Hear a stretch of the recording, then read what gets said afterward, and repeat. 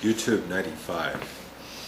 Switched over to normal slightly telephoto lens. So this is the first one, YouTube 95. First tube without using the fisheye attachment. It's a different perceptual set. You're seeing me differently.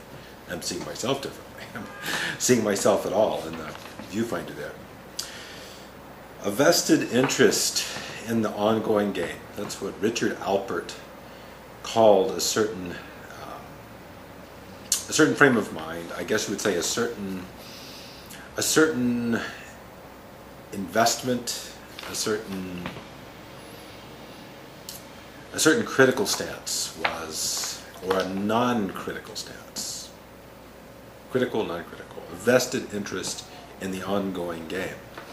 So I guess you would say that's a vested interest in a non-critical stance, or a vested interest in a philosophically inert stance.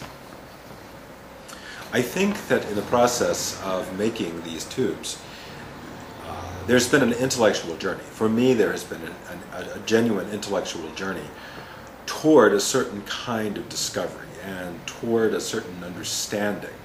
When I say the word certain, that may be a bit loaded. I would say toward a vague understanding with some gestures toward certainty. And I've been reading philosophy, I've been reading a lot of things, I've been interacting here.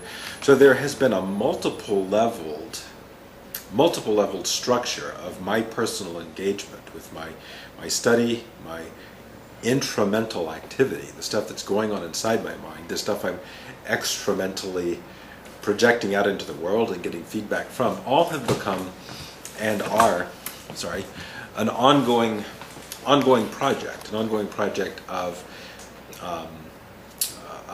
the ongoing project of the intellectual journey and the intellectual engagement, the idea of mind and thought as not a destination or not as a fixed point, but mind and mentation and the use of the mind as a continuous, engaging, deepening, questioning, constantly filling project. What have I discovered? In many of the different readings I've been doing and my own discussions, getting feedback just watching them, thinking, I've noticed some structures, some linguistic structures that I believe have been either overlooked or maybe perhaps considered as unworthy of further investigation. And I would like to investigate those structures more carefully. These are structures that have been, say, glossed over by concepts like the meta-model because they are inherently, I think, overly reductive, far too overly reductive and overly simplifying. And the idea of eliminating content and freedom from content, I think in many cases is something of a fool's errand. I don't believe that language or communication or the transmission of meaning can really happen in a content-free way. Although I do think that NLP is correct and contributing valuable insight in directing us to pay attention to process.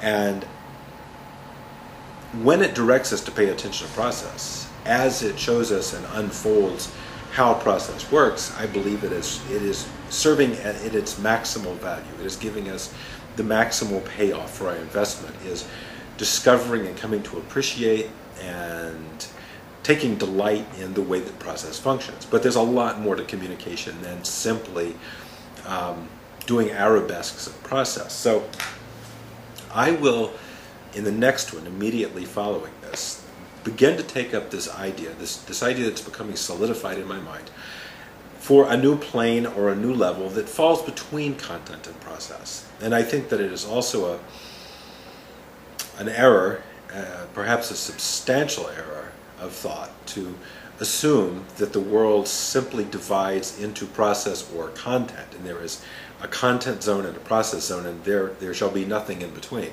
I disagree very strongly with that.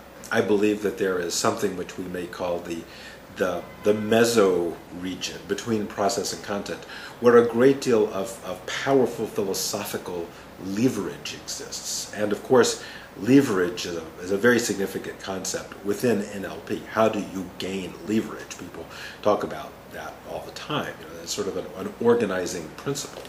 So I will close this one down, and then I will get into the philosophical operators proper.